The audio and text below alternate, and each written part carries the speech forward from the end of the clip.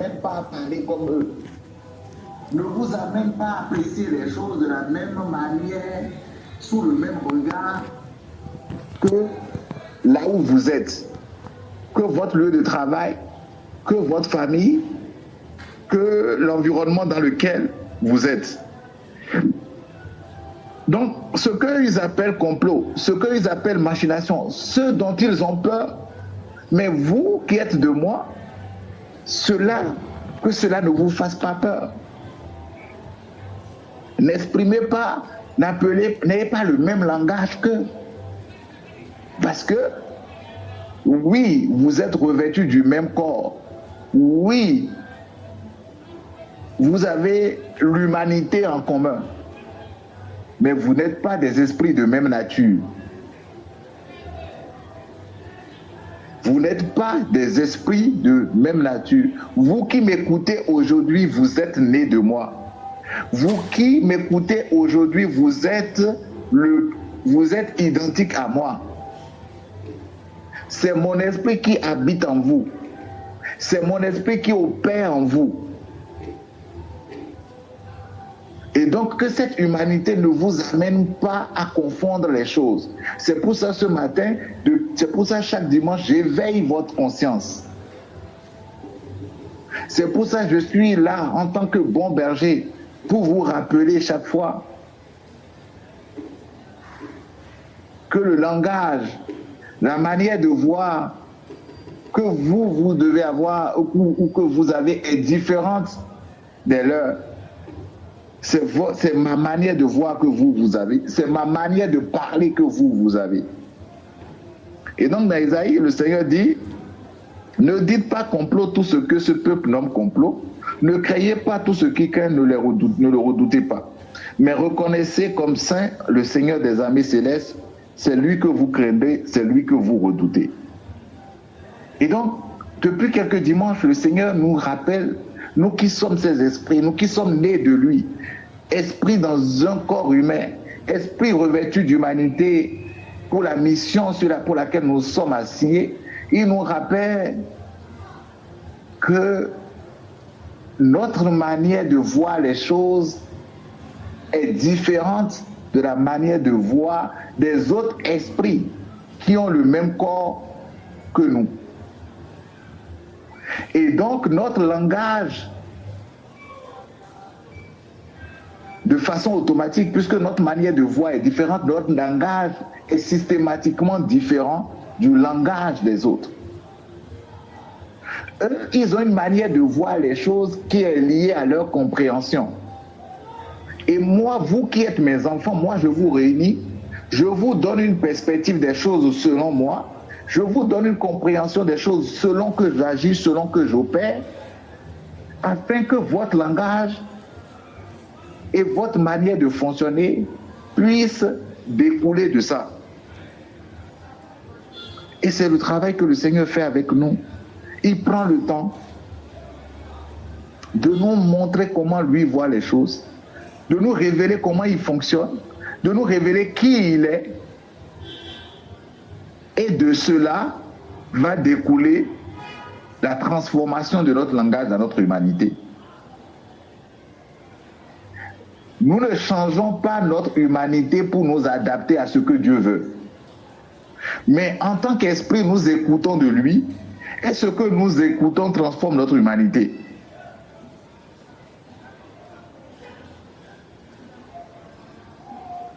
Il y a un passage, et vous allez remarquer que chaque fois que je prends le Seigneur m'accorde la grâce de parler au travers de moi, vous allez remarquer qu'il y a un passage que c'est-à-dire j'aime tellement ce passage que je ne peux pas partager l'évangile sans évoquer ce passage. 2 Rois 6, versets 15 à 18. 2 Rois, chapitre 6, versets 15 à 18. C'est un passage qui, pour moi, résume toute la vie spirituelle. Au-delà de l'évangile, bien sûr, qui illustre en fait le passage qui parle de la vie, c'est l'évangile, mais je veux dire, qui résume en fait pourquoi. 2 Rois, chapitre 6, verset 15 à 18. Je lis dans la version de Message. De bon matin, un serviteur du Saint-Homme se leva et sortit. Vous m'entendez correctement, c'est bon? Le volume est bon, comme on le dit? Oui, oui. Super. De bon matin, un serviteur du Saint-Homme se leva et sortit. Je ne sais pas pourquoi monter. De bon matin, un serviteur du Saint-Homme se leva et sortit. Surprise, des chevaux et des chars encerclent la ville. Le jeune homme s'exclame: ô maître, que devons-nous faire? Ici, je rappelle, il s'agit d'Élisée et de son serviteur. Verset 16. Le maître répondit: ne t'inquiète pas, il y en a plus de notre côté que du leur. Élisée pria alors: ô Dieu, ouvre ses yeux et fais qu'il voie. Les yeux du jeune homme s'ouvrirent et il vit. Quelle merveille! Tout le flanc de la montagne rempli de chevaux et de chars de feu entourant Élisée. C'est une histoire à laquelle, comme je disais tantôt, je fais toujours référence parce que ça illustre tout ce que le Seigneur nous enseigne. Vois-tu? Qu'est-ce que tu vois? Il est une réalité que le serviteur et Élisée, quand ils se sont réveillés, ils ont vu des chars entourés, des chevaux et des chars encercler la ville. On n'est pas dans le déni ici. Je bénis le Seigneur pour la vie de notre sœur Marjolaine, à qui le Seigneur est en train de faire de grandes choses dans le domaine de la psychiatrie. Nous ne sommes pas dans le déni ici. Donc, on n'a pas dit, ils ont vu, ils se sont réveillés le matin, c'est clair, la réalité est là, les chevaux sont là. Ce n'est pas du développement personnel, oh non, non, non, non, c'est une réalité, ils ont vu. Mais il y a une réalité qui est supérieure à celle-là. Il y a une vérité qui est une vérité. Cette réalité, elle domine cette réalité que Élisée et son serviteurs ont vu de leurs yeux physiques. Mais la différence d'appréciation, c'est que le jeune homme, lui, il ne voyait pas ça. Il ne voyait pas la deuxième réalité qui est supérieure. Il était dans la crainte, c'est normal. Il appelait ça complot, c'est normal. Mais le Seigneur, rappelez-vous, le Seigneur nous a dit dans Isaïe, vous n'appelez pas complot ce qu'il appelle complot. C'est ce qu'Élisée a mis en pratique. Élisée dit, ben écoute, mon petit, c'est vrai, ça là, c'est un complot. On ne va pas tergiverser, on n'est pas dans le déni, on va pas tergiverser, c'est vrai. C'est un complot, les chevaux sont là, les chars sont là. Mais seulement que il y a une réalité qui est supérieure à celle-là que tu ne vois pas. Je vais t'amener voir cette réalité-là. Je vais te montrer quelque chose qui fait que moi, je suis serein. Et qui fait la différence avec les enfants de Dieu. Qui fait la différence avec les esprits nés de Dieu que nous sommes. Et que le Seigneur est en train de nous amener à voir chaque jour. À élever le niveau. Il dit, maintenant, je vais te montrer quelque chose. Il prie et le Seigneur ouvre les yeux du serviteur pour qu'il voie. Et aujourd'hui, je te dirais, nous, on ne priera pas pour que le Seigneur ouvre nos yeux parce que le voile a été ôté. Nous sommes dans la présence. Nous sommes déjà dans cet environnement spirituel-là. Il n'y a pas à prier pour que nos yeux s'ouvrent. Nos yeux ont été déjà ouverts à la résurrection. Nous sommes nés avec des colis de grâce. Nous sommes les colis de l'œuvre de la croix sont déjà là. Nous voyons par le prisme de l'œuvre de la croix. Nous sommes assis avec lui déjà dans les lieux spirituels. Dans les lieux célestes, nous y sommes. Nous sommes déjà dans cet environnement-là.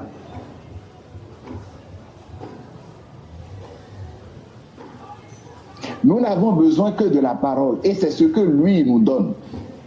Élisée avait besoin de prier pour son serviteur en ce temps. Et donc les yeux du serviteur se sont ouverts.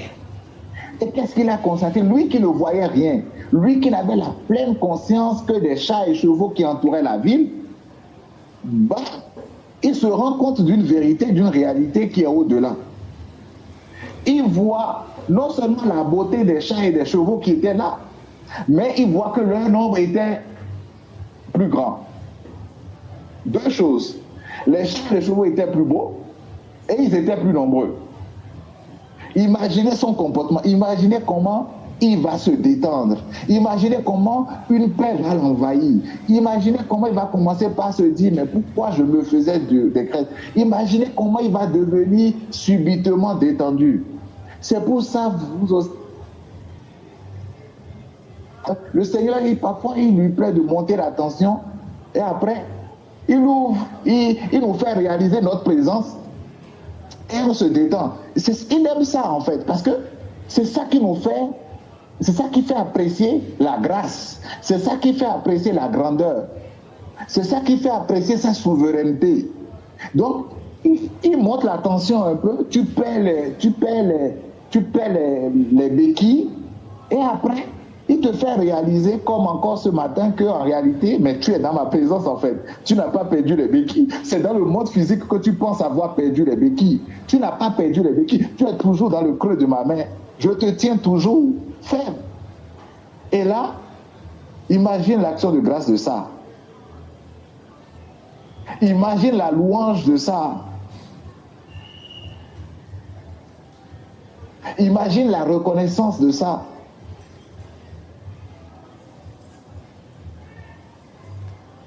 Et donc, il a amené le serviteur d'Élisée à voir quelque chose. Et c'est ce que le Seigneur nous amène à voir.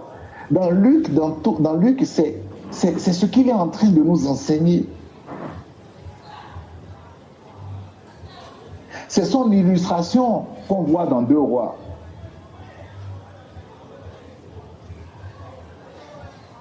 C'est son illustration qu'on voit dans 2 Rois. Et c'est ce qu'il est en train de nous enseigner dans Luc.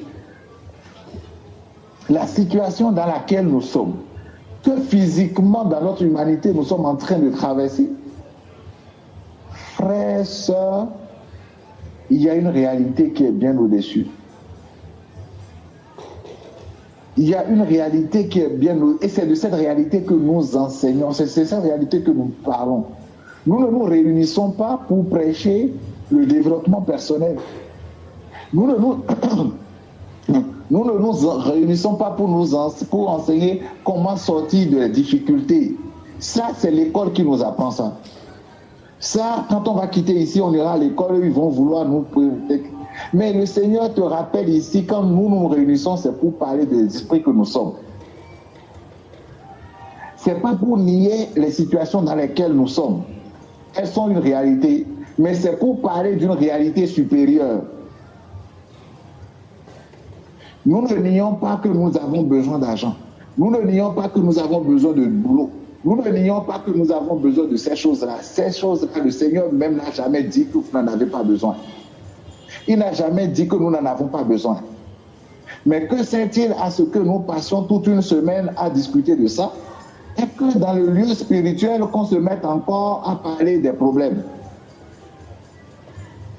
Ici, nous parlons des réalités spirituelles. Nous parlons de ce qui est esprit. Et nous sommes esprits avant d'être dans un corps pour des hommes.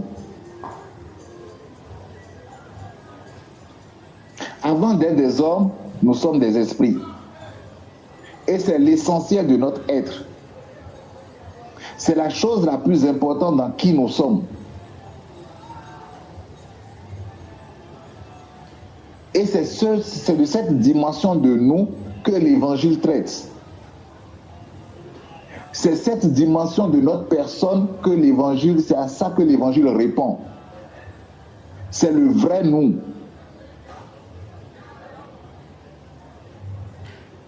C'est pour ça que l'intelligentsia ne peut pas assimiler ces choses-là.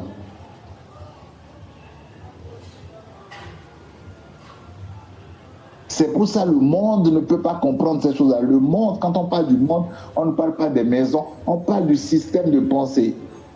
on parle de la science, ça ne peut pas venir avec. Et donc le Seigneur, quand il nous réunit, il nous parle en esprit, il nous parle en tant que des esprits, afin d'ouvrir, afin d'amener nos yeux spirituels qui sont déjà ouverts, de les amener à voir la réalité spirituelle dans laquelle nous sommes, qui est bien plus vraie, plus palpable que la réalité physique de notre humanité.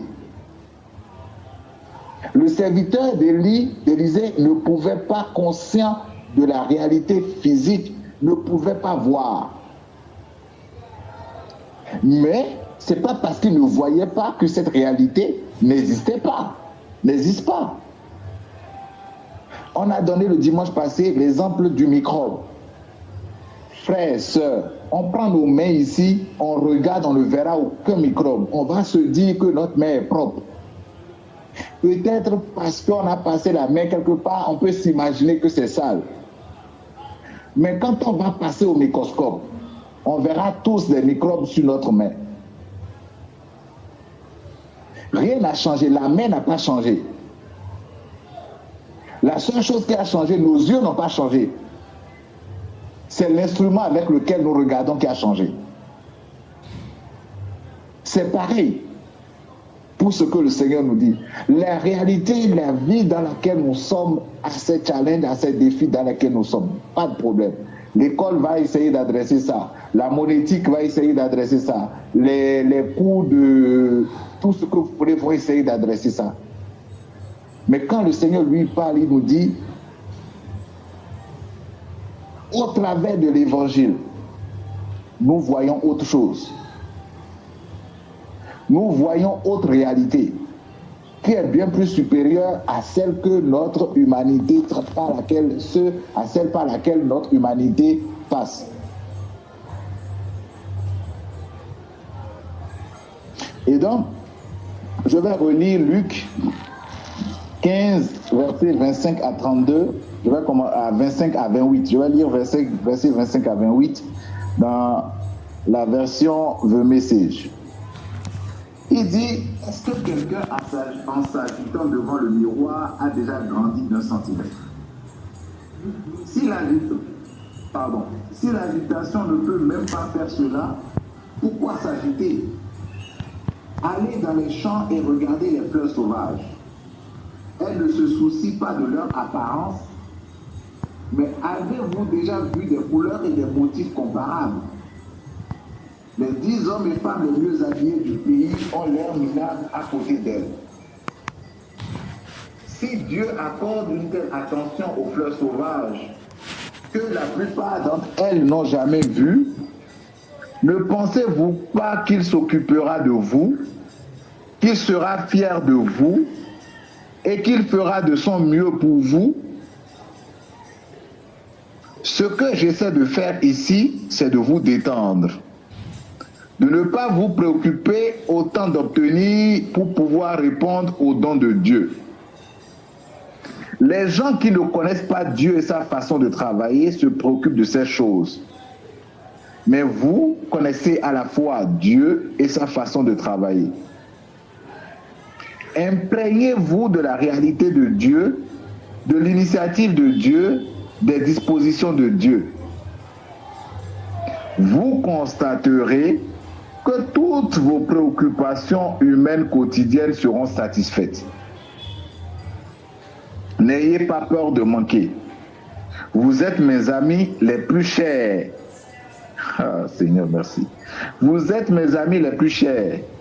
Le Père veut vous donner le royaume lui-même. Et donc, depuis près de 2 dimanches, nous sommes en train de dire, le Seigneur, il ne nous dit pas de ne pas travailler. Il ne dit pas que dans notre humanité, il ne faut pas aller chercher de l'argent, aller travailler, se battre pour réaliser des choses. La pensée du Seigneur, ce n'est pas ça. Mais le Seigneur dit, ces choses-là, vous allez y parvenir, vous y avez droit. Mais il nous amène à prendre plus conscience de notre dimension spirituelle, de l'esprit que nous sommes, de la vie que nous avons en lui et de laquelle découlent toutes les autres choses. Il nous amène à voir, comme Élisée a amené son serviteur à voir, il nous amène à voir la réalité dans laquelle nous vivons déjà, où nous sommes assis avec Dieu, remplis avec lui, remplis de gloire, de sa présence. Il nous amène à voir les choses à partir de sa perspective. Et c'est de cela que les autres choses vont découler. Il dit dans Matthieu 6, versets 19 à 23, je lis dans la version TPT, Matthieu 6, 19 à 23, « N'accumulez pas pour vous-même des trésors terrestres qui peuvent être dérobés par des voleurs. Les richesses matérielles finissent par rouiller, se décomposer et perdre leur valeur. Au contraire, amassez pour vous des trésors célestes qui ne peuvent être volés et qui ne rouillent pas, ne se décomposent pas et ne perdent pas leur valeur. Car votre cœur poursuivra toujours ce que vous estimez être votre trésor. » La partie sur laquelle je voudrais qu'on s'attarde, elle vient. C'est celle qui suit. Les yeux de votre esprit permettent à la lumière de la révélation d'entrer dans votre être. C'est le verset 22, version TPT, Matthieu 6, 19 à 23. Je relis le verset 22. Les yeux de votre esprit permettent à la lumière de la révélation d'entrer dans votre être. Si ton cœur est dégagé, la lumière entre à flot. Mais si les yeux sont fixés sur l'argent, la lumière ne peut pas pénétrer et les ténèbres prennent place. Combien profondes seront les ténèbres en toi si la lumière de la vérité ne peut y pénétrer? Ce qui m'a frappé, c'est le verset 22 et c'est la première partie du verset 22 qui dit « Les yeux de votre esprit permettent à la lumière de la révélation dans votre être. » Et là, je comprends pourquoi le Seigneur met tellement, lui qui a créé l'humanité, lui qui a créé l'homme, je comprends pourquoi il met si tant d'emphase sur ce que nous voyons en esprit. Je comprends pourquoi il insiste à amener nos yeux à voir les réalités spirituelles. Parce que c'est lui qui nous a créés. C'est lui qui a créé son monde. C'est lui qui a préparé l'humanité à fonctionner d'une certaine manière. Et c'est celui-là, c'est de lui qu'on est né.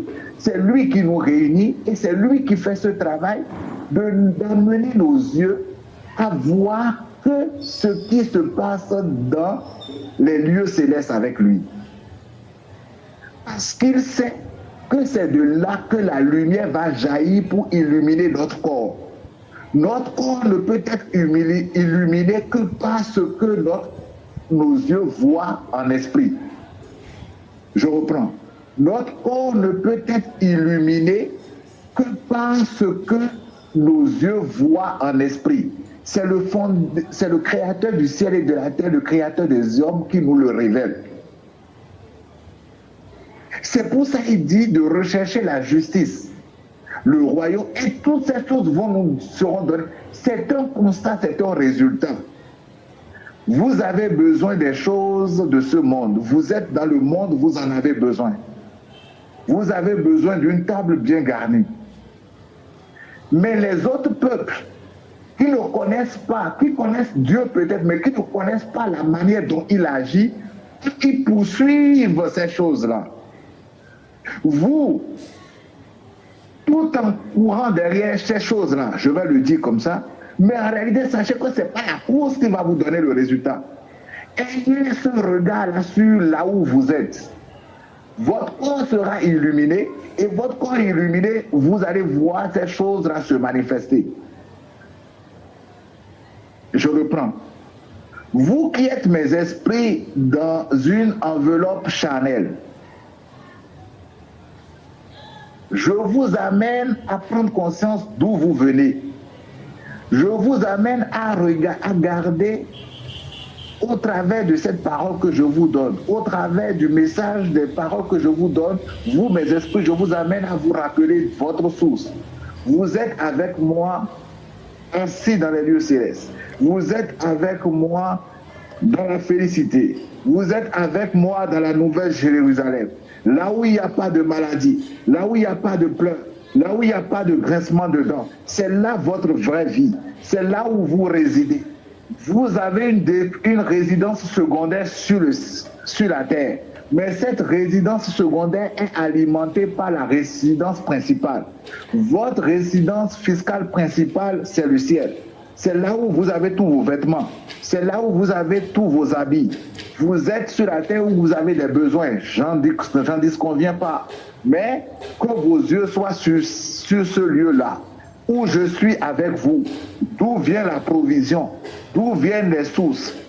En travaillant, vous allez voir que votre corps charnel dans lequel vous habitez, ce corps est illuminé par ce que vous voyez.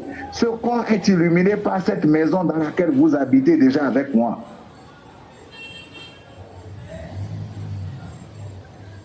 Ce n'est pas une invention de PJ.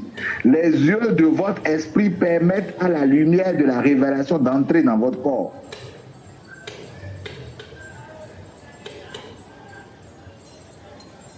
Et ça, ce n'est que toi et moi qui puissions comprendre ça. À avoir, par sa grâce, les yeux fixés sur les choses. Et donc, quand on entend accumuler par les autres, on pense que non, Dieu dit de ne pas. L'argent est bon, le cash est important. Dans notre humanité, on en a besoin. Lui-même qui a marché, Dieu sur cette terre, il a dépensé le cash. On en a besoin, ça. On va travailler. Mais Dieu dit de ne pas se soucier de ces choses-là. On a dit dimanche passé, Dieu ne fait pas des enfants inconscients. Il fait des enfants insouciants. Il fait des enfants insouciants parce qu'il amène ses enfants à regarder à lui la source de toutes les ressources. Et donc ces enfants ne se soucient pas parce qu'ils ont un père pourvoyeur. Ces enfants, tout en travaillant, ne se préoccupent pas parce qu'ils savent qu'ils sont connectés à la source intarissable.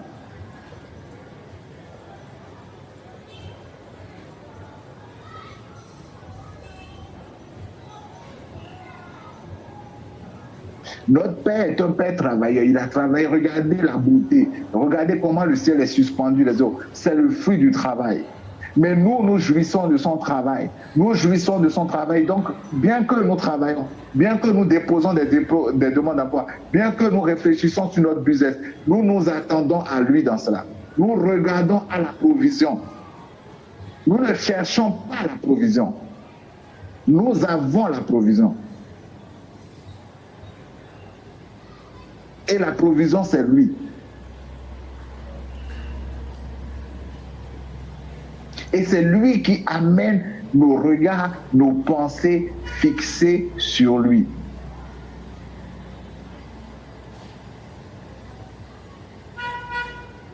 C'est lui qui amène nos regards, nos pensées fixées sur lui.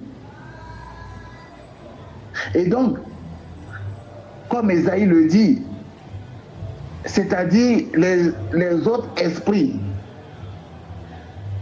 qui ne sont pas les esprits, qui sont les esprits créés du Père, mais qui ne sont pas nés de lui, parce qu'il y a une différence entre la création et la naissance. Nous sommes des esprits nés de lui. Les autres sont les esprits créés par lui. Nous qui sommes des esprits nés de lui, nous comprenons qui il est. Nous savons, comme Jésus l'a dit, nous savons non seulement qui il est, nous croyons non seulement lui, mais nous savons comment il agit. Et il nous révèle l'une des manières dont il agit. Et ça fait que nous, on n'appelle pas complot ce que les autres appellent complot. On n'appelle pas conspiration ce que les autres appellent. On n'a pas peur de ce de quoi les autres ont peur. Parce que nous enseignons comment il agit. Nous faisons comprendre que notre corps est illuminé au travers de ce que par les yeux de notre esprit. Il amène comme ça à détourner nos regards des choses de ce corps-là et à regarder les choses de l'esprit pour que notre corps soit illuminé. Mais le monde va amener les gens à prendre conscience du manque pour aller chercher. Lui nous dit, regardez la provision et le manque sera pourvu. Le monde dit, regarde ta garde-robe, tu n'as pas d'habits, regarde sur ta table, tu n'as pas à manger, regarde ton compte en banque, tu n'as pas d'argent, il faut que tu te bouscules.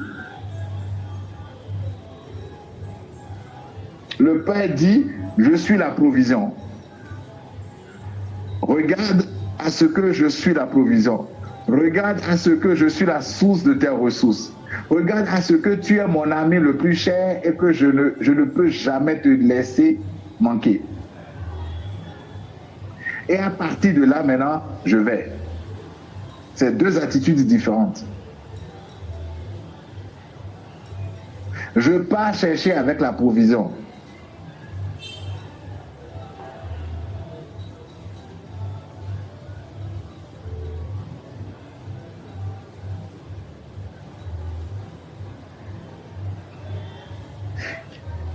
Et il met l'emphase sur, je vais lire dans The Message, Matthieu 6, 19 à 23 que j'ai lu, je vais lire le verset 22 dans The Message, la version The Message. The Message dit, vos yeux sont des fenêtres sur votre corps.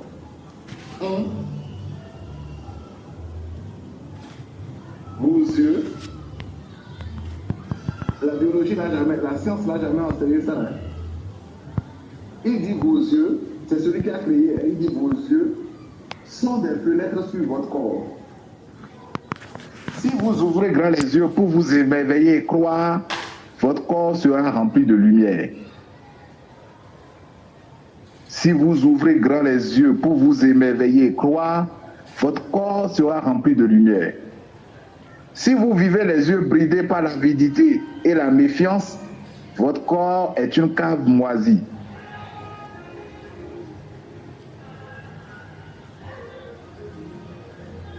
Que regardes-tu? Que regardons-nous?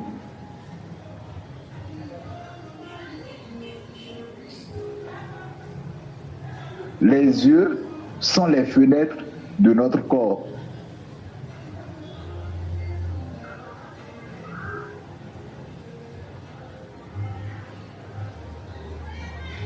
Autant le serviteur d'Élisée avait un corps rempli d'inquiétude, rempli de peur, rempli d'amertume par ce qu'il voit, autant quand son regard a changé, autant quand ses yeux ont vu autre chose, autant son corps est devenu apaisé, son corps est devenu calme, son corps est devenu détendu. Et vous comprenez pourquoi le Seigneur Jésus, à la fin du verset, dit « Ce que j'essaie de faire ici, c'est de vous détendre. » Oh my God, Père. Vous comprenez pourquoi? Parce que quand il t'amène à changer de perspective, quand il t'amène à voir les choses autrement, le repos est le fruit de ce que tu vois. Alléluia. Je dis, le repos est le fruit de ce que tu vois. C'est la conséquence. Pour s'efforcer d'entrer dans le repos, il faut s'efforcer de voir dans le monde spirituel.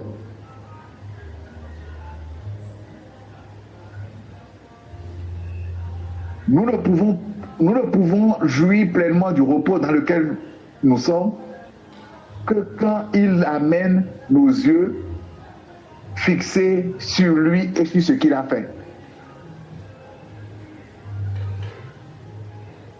Le serviteur d'Élisée n'a pas choisi d'être dans l'agitation. Hein? Il n'a pas jeûné et prié pour être dans l'agitation. Il était dans l'agitation, dans la peur que par ce qu'il voyait. Et vous constaterez que Élisée n'a pas jeûné et prié pour qu'il soit détendu. Il n'est devenu détendu que par ce qu'il a vu. Et lui-même, le maître dit, par cet exemple, il vient loin. Ça, c'est dans 2 Rois, loin après. Dans Matthieu vient nous dire dans les évangiles que les yeux sont les fenêtres de notre corps. Veux-tu être détendu? Veux-tu jouir du repos? Que le Seigneur t'amène tes yeux déjà ouverts, je le précise, à voir. Il n'a pas à ouvrir tes yeux sont déjà ouverts, à voir les réalités célestes, à voir la provision, à voir que tout est accompli, à voir là où nous sommes assis avec lui, dans les lieux célestes, qui est une réalité plus réelle, excusez-moi l'expression, que celle physique dans laquelle nous sommes. À voir Christ ayant vaincu la mort, Christ ressuscité, habitant en toi et moi, qui est une réalité qui est une vérité plus réelle, qui est une réalité plus palpable que ton cœur qui habite dans ton corps, que tu ne vois pas mais qui est là. Autant l'esprit de résurrection habite en toi et moi, autant le cœur que nous avons, que nous ne voyons pas, habite en nous. Les deux vérités sont réelles, autant réelles, palpables, véridiques. Je me mélange, mais c'est comme ça. Autant l'esprit qui a ressuscité Christ entre les morts, l'esprit qui a vaincu la mort, l'esprit qui produit la vie, autant il habite en toi et moi, autant le cœur que tu as, tu dis je vais chez le cardiologue, autant cet esprit-là aussi habite en toi. C'est une vérité, c'est une réalité. Autant tu es assis dans ta chambre, dans ton salon, tu es couché, ou tu es à la cuisine, n'importe où, autant tu es avec le Père, dans les lieux célestes, assis, tu es avec lui, jouissant du repos de la Jérusalem céleste. C'est une réalité, c'est une vérité, c'est ainsi.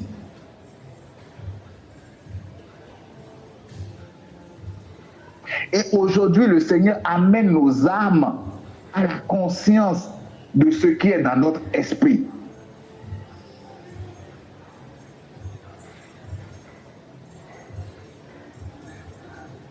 Le Seigneur amène nos âmes dans cette enveloppe charnelle que nous sommes. Le Seigneur amène nos âmes dans la conscience de cette réalité spirituelle afin de produire en nous ce repos-là. Le repos n'est pas le fruit de l'effort.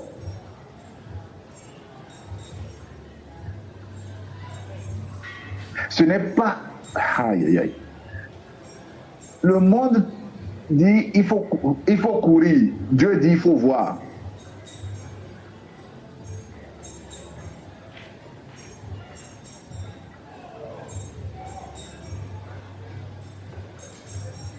Jésus nous amène à la réalité de qui nous sommes véritablement.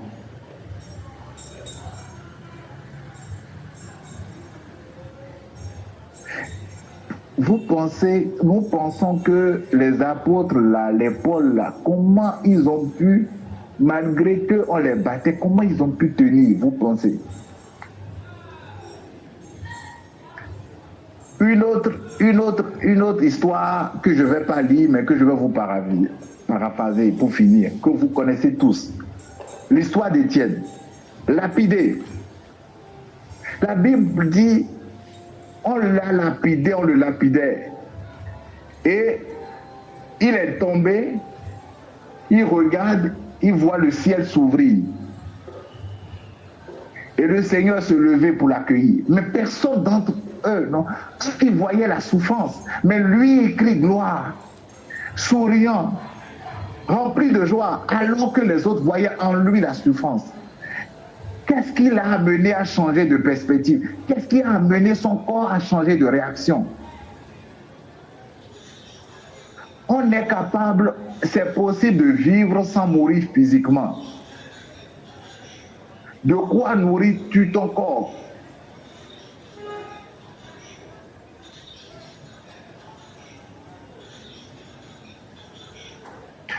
Regardez comment ce corps qui est lapidé, ce corps qui est en proie à la souffrance, a changé de réaction de la souffrance vers la joie, rien que par la vue.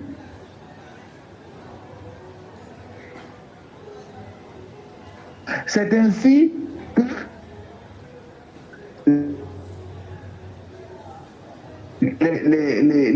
les dirigeants dans tout temps ne pouvaient pas comprendre qu'on frappe les apôtres, on les chicote et ils sortent tout joyeux. Mais il y a un problème. Il y a un problème à voir parce que les gens te voient traverser des situations et à te voir heureux. On ne produit pas cette joie-là. La joie-là, c'est pas le fruit d'un effort mental.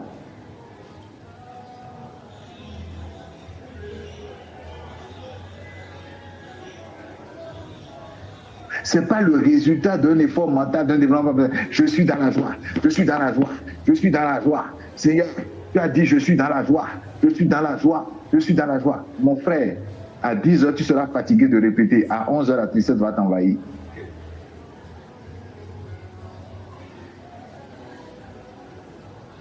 Ou si tu veux, il a dit pas la langue à tout temps, non? Ouvre la porte du bureau. Quand on nous avait dit ça, tu es dans le bureau, quelqu'un te sort. Fini tout ça. Ça va venir taper à ta porte dans quelques minutes. Le faire ne peut pas. C'est la contemplation. La contemplation. Les œuvres ne produisent rien. La contemplation. La contemplation. Et le but de ces messages, le but de sa parole pour nous, c'est de nous amener à contempler. C'est lui qui nous amène à le faire. On se rend compte qu'on contemple. On se rend compte qu'on voit. On se rend compte, c'est pour ça que je dis, nos yeux sont déjà ouverts.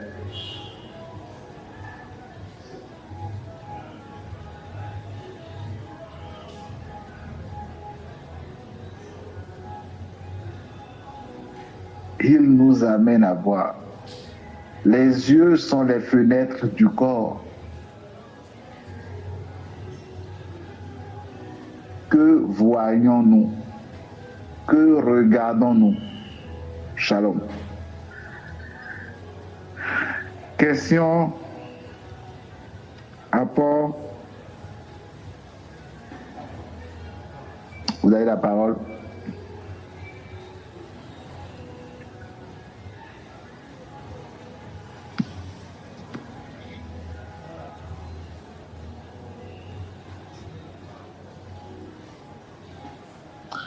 Amen. Vous avez la parole.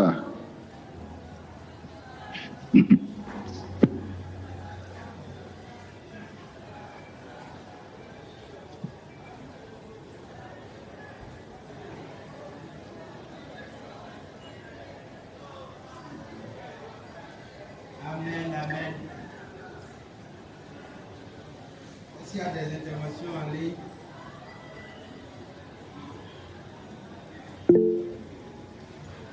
Oui, le juste Léa a levé la main. Juste Léa.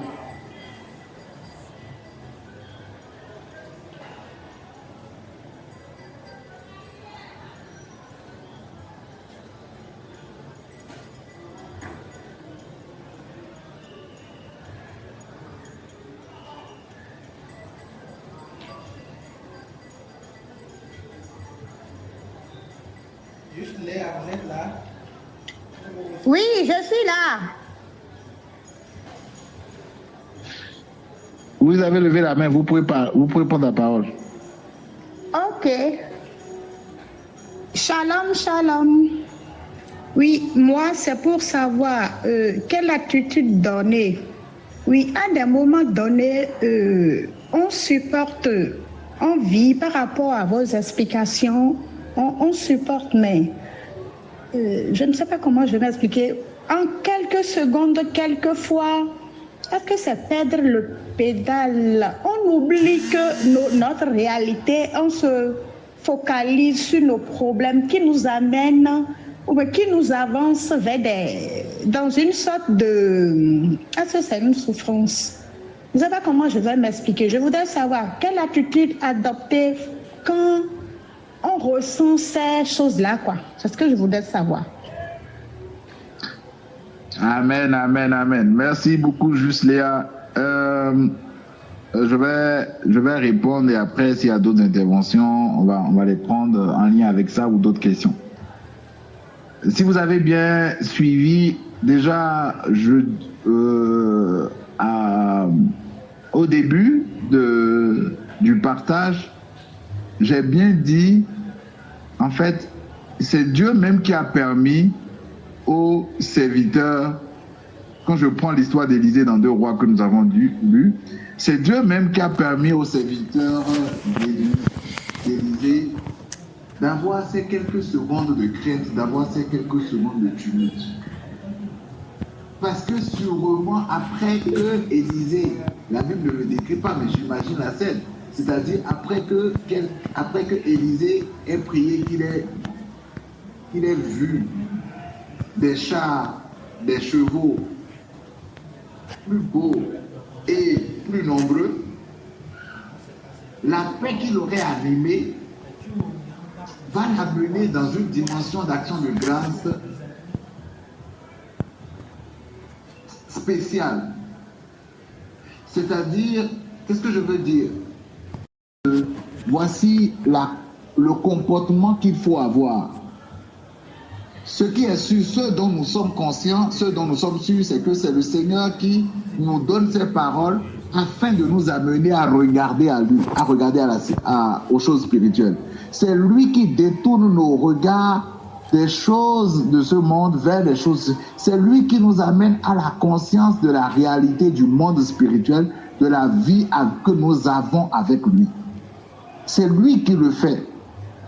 Et il le fait soit au travers de ses messages, il le fait au travers d'autres prédications que vous allez écouter, il le fait sans que vous ayez des... C'est lui qui le fait en fait. Ce n'est ni notre force, ce n'est ni notre abnégation à mettre en place une certaine discipline.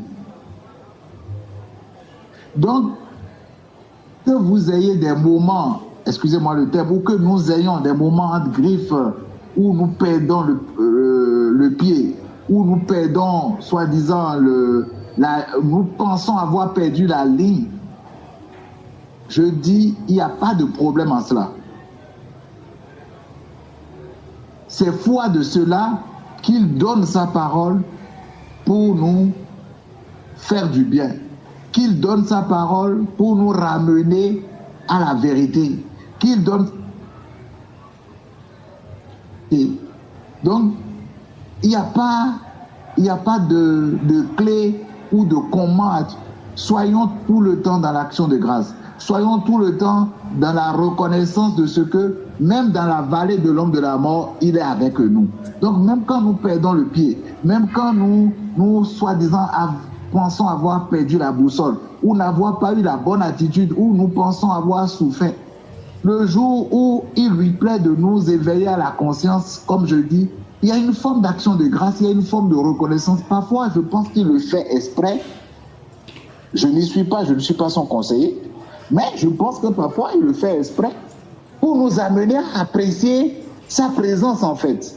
Parce que parfois, quand tu passes par des zones de tumulte, zones de peur, et que finalement, tu te rends compte de sa présence, tu stresses pour un boulot, tu stresses pour un truc pendant un temps, et après, tu as la mémoire, après tu te dis, mais donc j'ai stressé pour tout ça là, pour rien. Seigneur, tu es terrible, hein? Seigneur, tu es grand, hein? Il y a une forme d'action de grâce spéciale ou particulière qui émane de nos âmes, quoi, en fait. Donc je me dis, parfois, il permet de ces situations-là pour qu'on l'apprécie encore plus, quoi, pour qu'on apprécie encore plus sa présence. Donc, il n'y a pas de... Je veux dire, soyez détendus, soyons détendus. Continuons juste pas écouter ce qu'il dit. Continuons juste pas entendre la bonne nouvelle, pas être connectés. Et la conscience de ce qu'il est avec nous, qu'il nous conduit, il le produit, il nous a fermis dans ça. Même si on a des moments où il y a des tumultes. Même les apôtres dont je parle, et je cite un exemple. Ces mêmes apôtres-là, ils étaient dans la barque avec Jésus présent physiquement, non? Mais ils ont eu peur quand l'eau a commencé par entrer dans la pirogue. Jésus était là physiquement, ce n'est même plus en esprit. Il était là physiquement, ils pouvaient le toucher. Mais ils ont eu peur. Donc, ça n'a pas fait eux des moins qu'apôtres. Ils ne sont pas moins enfants de Dieu. Donc, ce n'est pas notre attitude qui fait que... Donc, soyons détendus et que, voilà, et vivons dans l'action de grâce. Vivons dans la reconnaissance de sa souveraineté sur notre vie. Vivons dans la connaissance de ce que c'est lui seul qui est Dieu, qu'il a plu de faire de nous ses enfants, qu'il est en nous, qu'il est avec nous. Vivons sans jugement de nos attitudes, de nos comportements.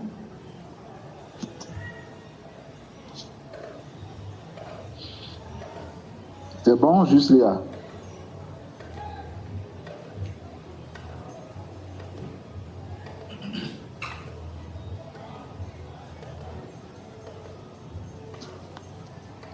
Allô, juste Léa, c'est bon?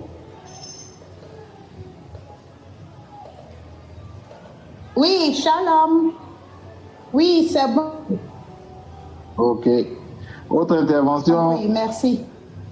Il y a une intervention dans la salle ici. Ok. Shalom, amen.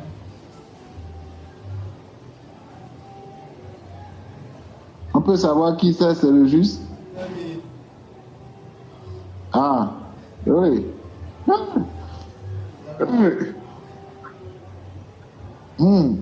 Il y a... En tout cas, content de t'entendre. Ouais. Vraiment, la joie partagée. Ok, vas-y, le juste. Oui. Déjà, par rapport à l'intervention de Juste Léa, je voulais aller dans le sens que, tout en disant que ces moments dont il est question, dont elle a parlé, c'est des moments en fait qui font partie en fait de notre vie. Parce que c'est un jeu aussi là, précisé que nous aurions les tribulations, on aura ces genres de moments, mais seulement que nous, on sait déjà à l'avance que, en fait, on a déjà gagné avant même que ces moments arrivent. On a déjà triomphé sur ces moments, en fait. Les gens qui n'ont pas reçu ce que nous avons reçu, qui n'ont pas Christ, qui n'ont pas reçu cet héritage que nous avons, ce bonheur que nous avons, eux aussi, ils ont ce genre de moments. Ils ont aussi des tribulations. Les gens du monde, ils ont des tribulations, ils ont des moments où ça ne va pas du tout. Maintenant, quel est le comportement que eux, ils ont face à ces moments? Quel est le comportement que nous avions face à ces moments? C'est là qu'il y a toute la différence. Nous partons face à ces moments, nous savions déjà que, en fait, quand ça va tourner, ça va tourner, ça va tourner, en fait, on sait comment ça va se terminer. On sait déjà comment ça va finir. Donc, du coup, on est relax, on vit comme vous l'avez dit. On n'a pas de... On reste tranquille et c'est comme si, genre, quelqu'un là, il est devant toi, il te menace, il te dit qu'il va te gifler, il va te gifler. Tu restes là, tu ne dis rien, mais à la fin, il n'arrive pas à te gifler et il repart sans te gifler. Amen. Parce que tu as la certitude que tu as l'antiballe en fait. Il peut tirer, mais toi tu as l'antiballe. Ça va sonner, qu'on va se retourner, la balle va tomber, tu vas regarder, tu vas rire. Il n'y a pas de bâton magique face à ces moments. La seule méthode, c'est que on garde les yeux fixés sur l'œuvre de la croix. On sait à l'avance que nous allons triompher. Comme vous l'avez dit encore tout à l'heure, même Jésus, qui est Dieu, qui est Seigneur, il était dans la barque, mais pourtant, le vent s'est levé. Le vent n'a pas regardé que le Seigneur est dans la barque et donc avant de commencer par faire son bruit. Il est dans la barque, mais c'est parce que le Seigneur, quand il s'est réveillé, lui, il savait déjà que bon, c'est un faux bruit en fait. C'est ça qu'on peut appeler du faux bruit. En gros, ces moments-là, c'est des moments quand ces moments-là ne viennent même pas, la victoire n'aura pas son sens. Parce que je pense que s'il n'y a pas ces genres de preuves, s'il n'y a pas ces genres de moments, à quoi servirait alors notre victoire? Il faut que ça vienne pour que nous sortions en fait ce qui atteste que nous avions la victoire. Amen. Amen, amen, amen, amen. Ah, merci beaucoup, Juste Femi, pour ton intervention. Vraiment, gloire à Dieu pour ta vie. Et c'est vraiment, moi, comme je dis toujours par rapport à ce passage aussi, je dis, ben, le vent n'a pas regardé Jésus dans la barque. Hein. Avoir Jésus n'est pas une licence contre les tribulations. Hein. Au contraire, c'est Jésus même qui attire les tribulations pour montrer qu'il est le Seigneur, qu'il est le roi des rois. Donc, voilà. Après, vraiment, c'est de comprendre que, en tout cas, nos yeux sont la fenêtre de notre corps. Et que quand les gens regardent à la table, quand les gens regardent, et comme le juste Giscard aussi a eu à intervenir la dernière fois et à partager, les gens aussi, quand ils regardent la table, ils voient la table remplie, ils sont dans l'orgueil, ils sont dans tel. Donc, ton corps physique réagit sur la base de ce que tu vois, en fait. Et nous, quand le Seigneur nous accorde la grâce de voir dans le monde spirituel, nous entrons dans le repos et nous entrons dans l'humilité. Parce que cette chose que nous voyons que c'est le fruit de son œuvre à lui, pas de notre œuvre. Donc, non seulement notre corps physique entre dans le repos, mais ça produit une humilité, comme je disais aux enfants ce matin, c'est la première caractéristique de Christ. Donc, ça produit automatiquement, sans qu'on ne fasse un effort spécifique, une humilité qui ne dit pas son nom. Parce que nous voyons la provision, mais nous savons que cette provision que nous voyons, elle n'est pas le fruit de notre travail. C'est le fruit du travail de notre Père, c'est le fruit du travail de notre grand frère, c'est le fruit du travail du Seigneur. Et donc on reste humble. Ça, le corps devient humble. Quand on voit la réalité spirituelle, on voit que c'est la vie qui a vaincu la mort, qui donne, qui nous réveille le matin, qui se meut dans nos organes, on est détendu. Le corps même est confiant, le corps même est fier, le corps même est à l'aise, le corps est content. Et le corps peut ne pas tomber malade. Le corps peut ne pas tomber malade. C'est bien possible. C'est bien possible. Oui, juste Joséphine, vous avez levé la main.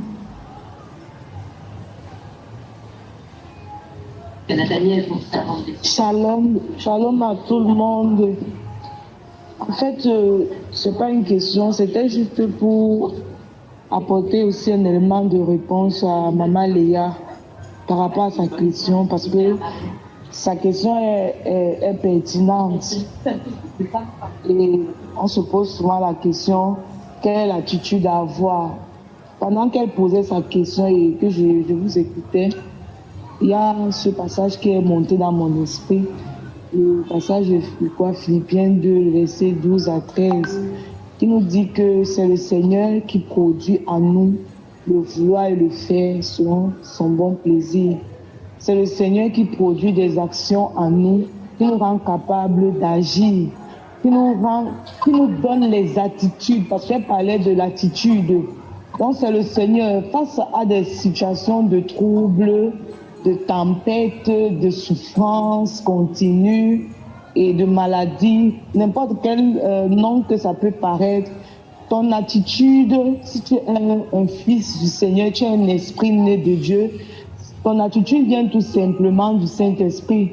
C'est-à-dire que le Seigneur te donnera l'attitude, la manière d'être, la disposition qui glorifie le Seigneur par rapport au moment où tu traverses ou à la situation que tu traverses. Donc, il n'y a pas une attitude calquée. Alors, tu n'es pas obligé de faire parce que non, je suis enfant de Dieu, il faut que j'ai une attitude, sinon on va penser que je ne crois pas suffisamment. Je crois qu'on est béni ici tous les dimanches par rapport à cela. Donc, on n'est plus là pour essayer de vouloir satisfaire aux autres ou enfants de Dieu qui nous observent pour dire que non, voilà, j'ai eu l'attitude de foi, j'ai eu. Ton attitude en ce moment va dépendre de ce que le Seigneur veut. Parce que comme quelqu'un a mentionné ce matin, comment je vais dire ça? Le serviteur d'Élysée, voilà. Le serviteur d'Élysée le fait qu'il a eu cette attitude d'inquiétude, de crainte, ne voulait pas dire qu'il n'était pas un enfant de Dieu, ou ne voulait pas dire qu'il n'avait pas confiance. Et comme le juste péché l'a si bien dit, l'attitude des apôtres, ça m'a vraiment fait du bien.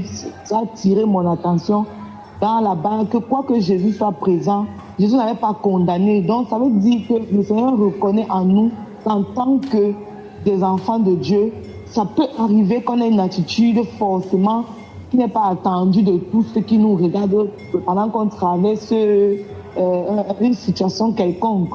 Donc l'attitude dépendra simplement de ce que le Seigneur veut en ce moment. Il peut t'amener à douter après pour t'enseigner. Il peut t'amener à avoir la crainte après pour t'enseigner, pour te faire voir quelque chose.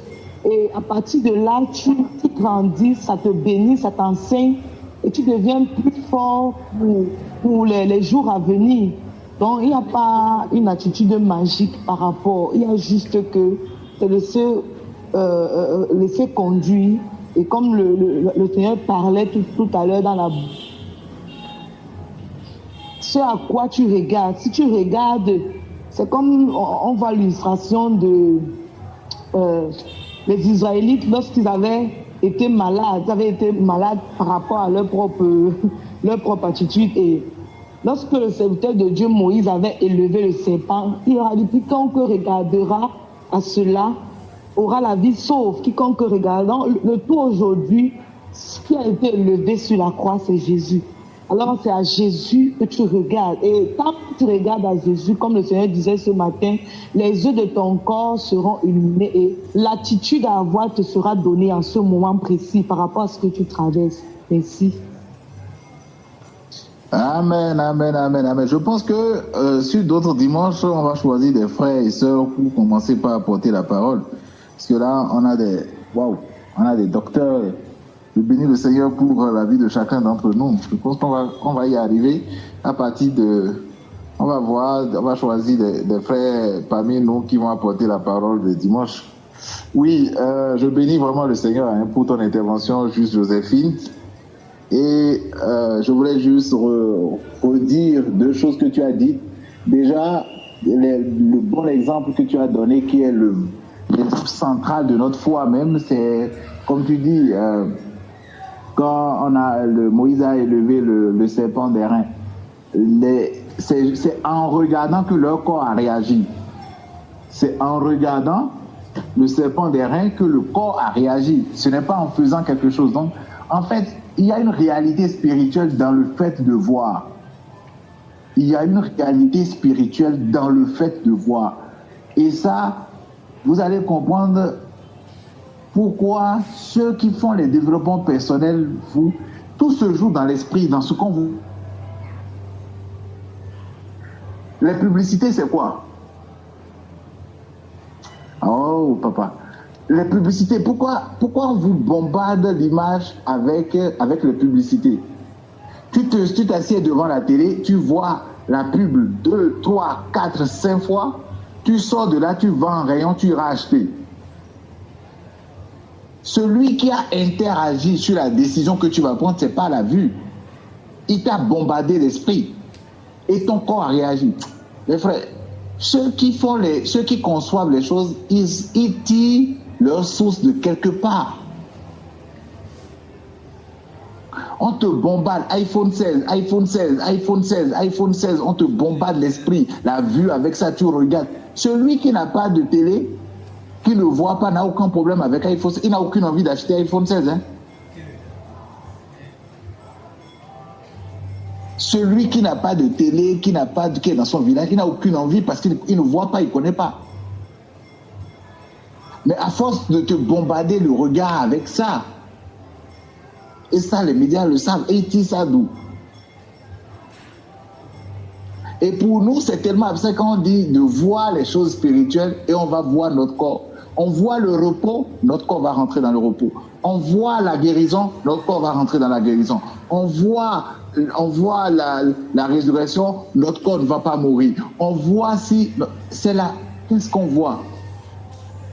Après, deuxièmement, la deuxième chose que le juge Joséphine a dit et sur lequel je veux revenir aussi, c'est par rapport à ce que j'ai déjà dit, hein, c'est En fait, frère, ici, là, nous, on n'est pas dans une communauté, en tout cas par la grâce de Dieu, où on cherche des fidèles, on va vous dire ce qui n'est pas, en tout cas.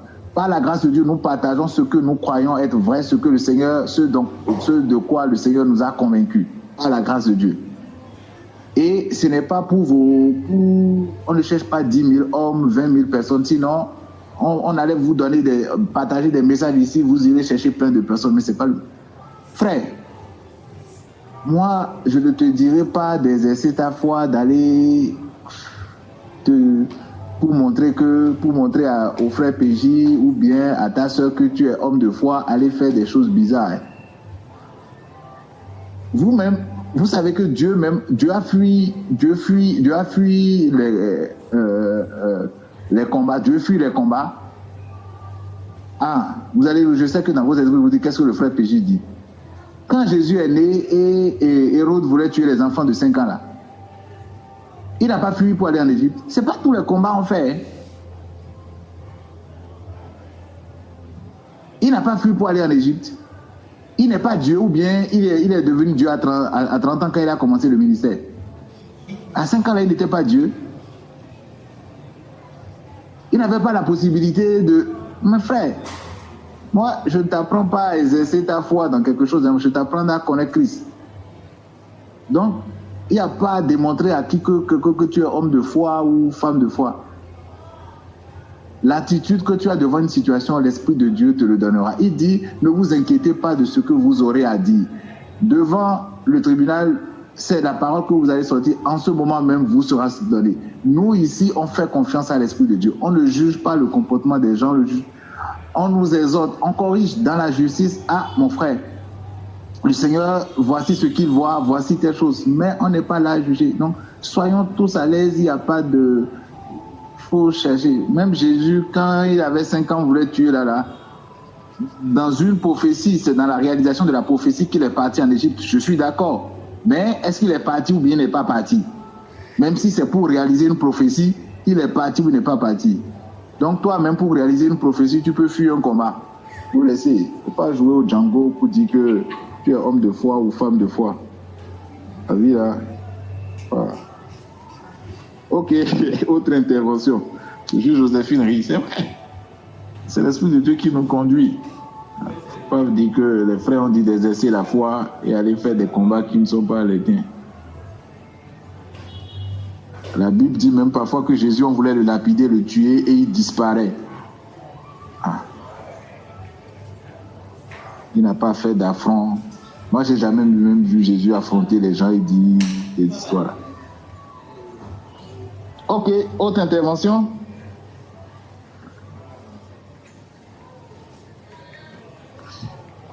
C'est bon, en présentiel, il n'y a plus d'autres interventions. Ok, en ligne.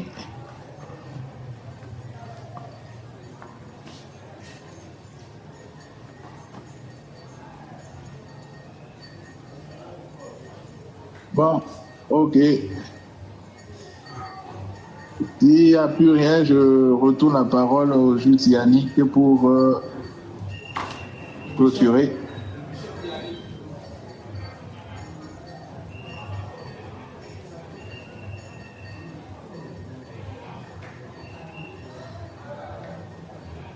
Juste Yannick, tu as la parole pour clôturer. Shalom, shalom. Grâce au Seigneur.